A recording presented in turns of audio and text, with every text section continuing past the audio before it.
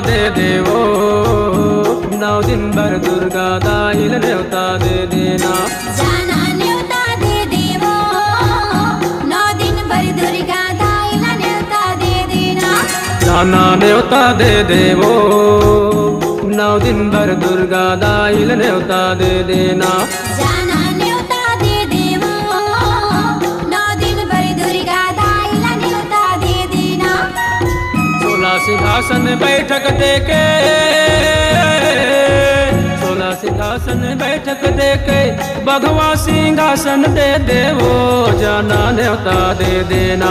जाना न्योता दे देवो, 9 दिन भर दुर्गा दाइल न्योता दे देना। जाना न्योता दे देवो, 9 दिन भर दुर्गा दाइल न्योता दे देना।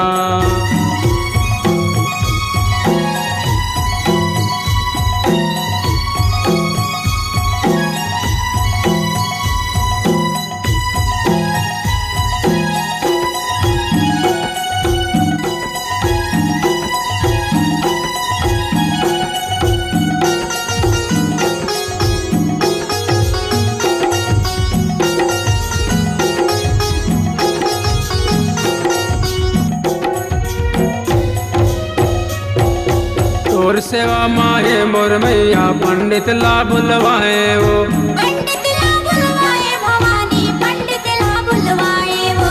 दिन तिथि और लगन घड़ीला, पतरा माँ दिखवाए वो, पतरा में दिखवाए भवानी, पतरा में दिखवाए वो।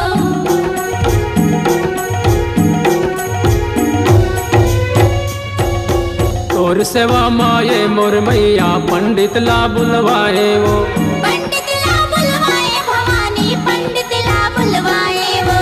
दिन तिथि और लगन घड़ीला, पतरा माँ दिखवाए वो, पतरा में दिखवाए भवानी, पतरा में दिखवाए वो। पंडित कहते सुनो मैया,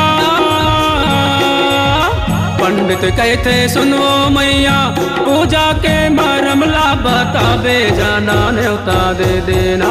जाना न्योता दे देवो, 9 दिन भर दुर्गा दाइल न्योता दे देना। जाना न्योता दे देवो, 9 दिन भर दुर्गा दाइल न्योता दे देना।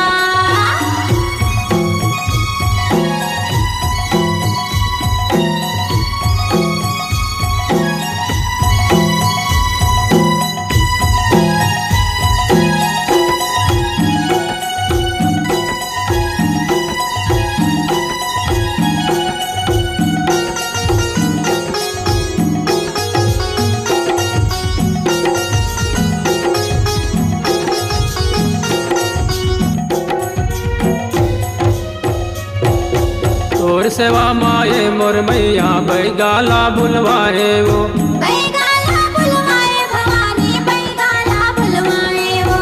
नरियर कुकरी और बकरा के बदनाला चढ़ाए वो, बदनाला चढ़ाए भवानी, बदनाला चढ़ाए वो।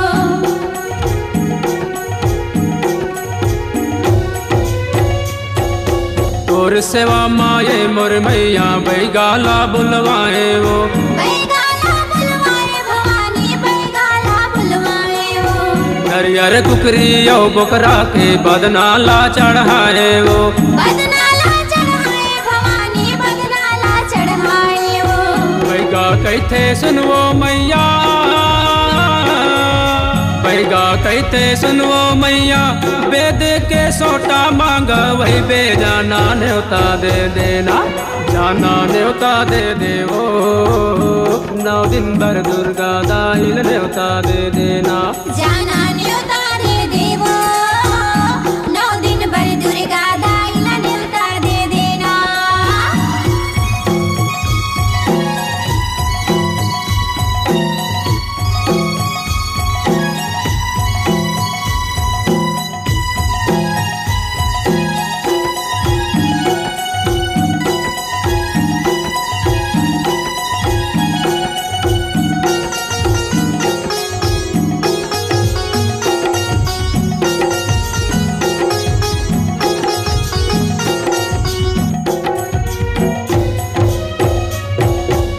तोर सेवा माए मोर मैया ग्वालिन ला बुलवाए वो ग्वालिन ला बुलवाए भवानी ग्वालिन ला बुलवाए वो सुरहिन गैया के गोबर माय अगना ला लिपवाए वो अगना ला लिपवाए भवानी अगना ला लिपवाए वो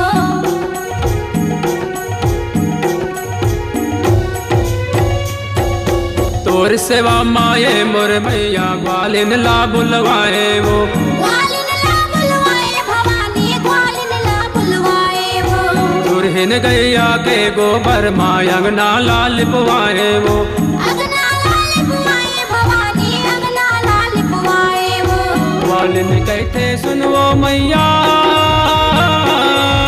ग्वालिन कहते सुनवो मैया आरोगा दूधवा मंगवई बे जाना न्योता दे देना जाना न्योता दे देवो 9 दिन भर दुर्गा दाइल न्योता दे देना जाना न्योता दे देवो 9 दिन भर दुर्गा दाइल न्योता दे देना जाना न्योता दे देवो 9 दिन भर दुर्गा दाइल न्योता दे देना 9 दिन भर दुर्गा दाइल न्योता दे देना 9 दिन भर दुर्गा दाइल न्योता दे देना 9 दिन भर दुर्गा दाइल न्योता दे देना 9 दिन भर दुर्गा दाइल न्योता दे देना।